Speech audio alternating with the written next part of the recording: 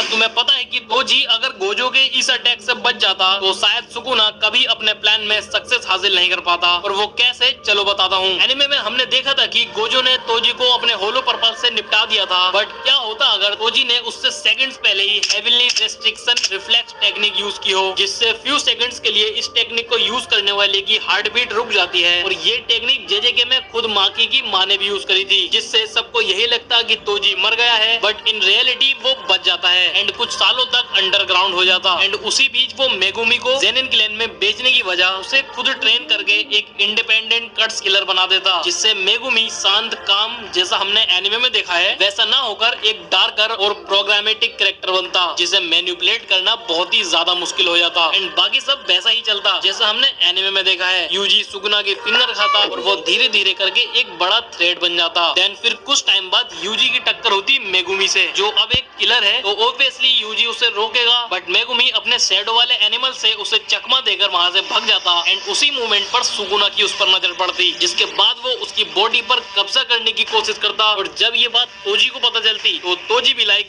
बेटे को हाथ लगाने से पहले बाप से बात कर। एंड यहीं पर गोजो भी उसे देखकर हैरान हो जाता, क्योंकि उन सभी को यही लगता था कि तोजी मर चुका है। एंड तोजी जिसमें जरा भी कर्स टेक्निक नहीं है, जिससे सुकुना फाइट में उसे सेंस नहीं कर पाता। प्लस ये देखकर गोजो भी उस फाइट में तोजी का ही साथ देता, क्योंकि दोनों का ही मकसद फिलहाल सेम ही होगा। और फिर जो मौत का तांडव होता उसका तुम अंदाजा भी नहीं लगा सकते। और यहाँ में भी सुकुना निपट जाता, क्योंकि सुकुना गोजो को मेगुमी के 10 शैडोज वाली टेक्निक से ही डोमिनेट कर पाया था। अब जब वो मेगुमी की बॉडी हासिल ही नहीं कर पाया था, तो वो खाक गोजो का किटकेट बना पाता। तो लोग गोजो फैंस एक और तरीका मिल गया गोजो सा को जिंदा रखने का। तो इसी बात पे वीडियो को लाइक और चैनल को सब्सक्राइब कर दो।